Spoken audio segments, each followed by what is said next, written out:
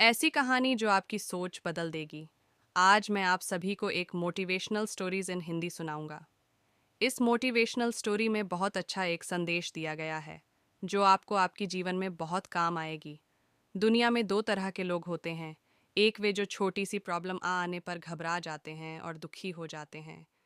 दूसरे वह लोग होते हैं चाहे कितनी भी बड़ी मुश्किलें उनकी ज़िंदगी में आ जाए, लेकिन वह हमेशा खुश रहते हैं। हर प्रॉब्लम में अपने आप को संभाल लेते हैं। एक वे जो जिनके पास सब कुछ होते हुए भी लेकिन फिर भी वह हमेशा दुखी दिखते हैं। आपको हमेशा वे दुखी ही मिलेंगे। और दूसरे वे जिनके पास कुछ हो या ना हो, लेकिन वह आपको हमेशा खुश दिखते हुए मिलते हैं, मुस्कुराते हुए मिलते हैं। आज हम ऐसे ही एक मोटिवेशनल स्टोरी इन हिंदी के बारे में बात करेंगे। ये कहानी ऐसी है कि आपके जीवन में हज़ारों मुश्किलें या बड़ी परेशानियां क्यों ना आ जाएं, लेकिन ये कहानी आपको हर मुश्किल में रहना और मुस्कुराना सिखा देगी। एक फकीर एक देश की यात्रा पर निकला। जब रास्ते में रात हो गई तो वे एक व्यक्ति घर रुक गया। उस व्यक्ति का नाम था आनंद। आनंद ने उस फकीर की खूब सेवा की और दूसरे दिन आनंद ने फकीर को उपहार देकर विदा किया।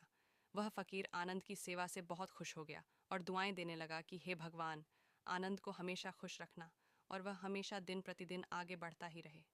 इस बात पर आनंद हंसने लगा और फकीर से आनंद बोला, हे फकीर, जो है वह भी अब नहीं रहने वाला। इस बात पर फकीर आनंद की तरफ देखता ही रहा और वहां से आगे चला गया। कुछ साल बाद फिर फकीर आनंद के घर आया और देखा सारा धन और सारी संपत्ति सब कुछ चला गया है। आनंद एक गांव के ही बड़े जमींदार के यहाँ नौकरी कर रहा है। वह फकीर आनंद से मिलने के लिए वहां चला गया। आनंद ने उस अभाव में ही उस फकीर का स्वागत किया और झोपड़ी में ही फटी चटाई पर ही बैठाया।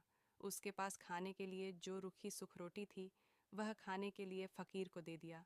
जब फकीर वहां से जाने लगा तो उसके आंख में आंसू था और फकीर कहने लगा, हे भगवान, तुमने यह क्या किया? तो आनंद फिर हंसा और कहने लगाया, अरे फकीर, तू क्यों दुखी हो रहा है? ईश्वर हमें जिस हाल में भी रखें, हमें हमेशा खुश रहना चाहिए, उसे धन्यवाद देना चाहिए। समय सदा बदलता रहता है और इतना ही नहीं, यह भी नहीं रहने वाला है। इस पर फकीर सोचने लगा कि मैं तो केवल वेश से ही फकीर हूँ, लेकिन सच्चा फकीर तो तुम हो आनंद। कुछ साल बाद फकीर फिर से यात्रा पर निकला और आनंद से मिला और देखा तो देखता ही रह गया, क्योंकि सब कुछ बदल चुका था। आनंद अब जमींदारों का जमींदार बन चुका था। उसे मालूम हुआ आनंद जिस जमींदार के यहाँ नौकरी कर रहा था, उसकी कोई संतान नहीं थी और अपनी सारी संपत्ति और जायदाद आनंद को दे दी। फकीर बहुत खुश हो गया और आनंद से कहा, अच्छा हुआ वह जमाना गुजर गया। भगवान करे अब तुम ऐसा ही बना रहो। ये सुनकर आनंद फिर हंसने लगा और कहने लगा, फकीर, अभी भी तेरी नादानी बनी हुई है। फकीर ने फिर आनंद से पूछा, क्या यह भी नहीं रहने वाला? तो आनंद ने उत्तर दिया, हाँ, या तो यह चला जाएगा या फिर इसको अपना मानने वाला ही चला जाएगा। यहाँ पर कुछ भी रहने वाला है ही नहीं। अगर कोई चीज शाश्वत है तो वह है हमारी आत्मा, वह है हमारी मन की शांति, वह है हमारे मन का सुकून, और बाकी जो कुछ भी है वह हमेशा रह ही नहीं सकता। एफक्यूआर ने आनंद की बातों को बहुत ही ध्यान से सुना और वापस चला गया। जो होता है उसे स्वीकार करो। कुछ सालों के बाद फिर फकीर जब उस गांव से गुजरा तो आनंद का महल तो है, लेकिन उसमें आनंद ही नहीं है। उसमें कबूतर गुटरगू कर रहे हैं। आनंद अब इस दुनिया में नहीं रहा, उसकी मृत्यु हो चुकी थी। वह फकीर मन ही मन सोचने लगा कि यह एक इंसान जिंदगी भर कितना दौड़ ढाता रहता है और रोता रहता है, दुखी होता रहता है। जिन चीज़ों के लिए इंसान तड़पता रहता है, दुखी होता रहता है, वास्तव में वह चीज़ जो हमेशा रहने वाली है ही नहीं, वे सारी चीज़ें बदलने वाली हैं।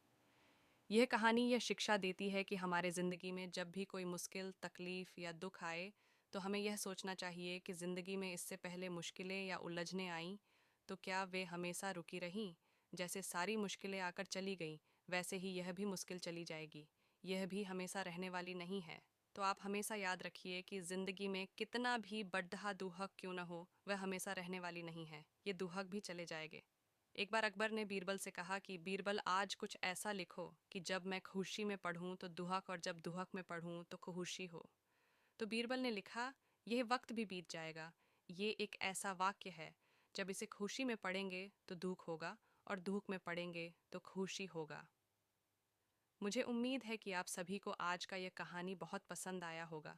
यदि पसंद आया हो तो कृपया आप इस कहानी को सबके साथ में शेयर ज़रूर करें। बहुत बहुत धन्यवाद।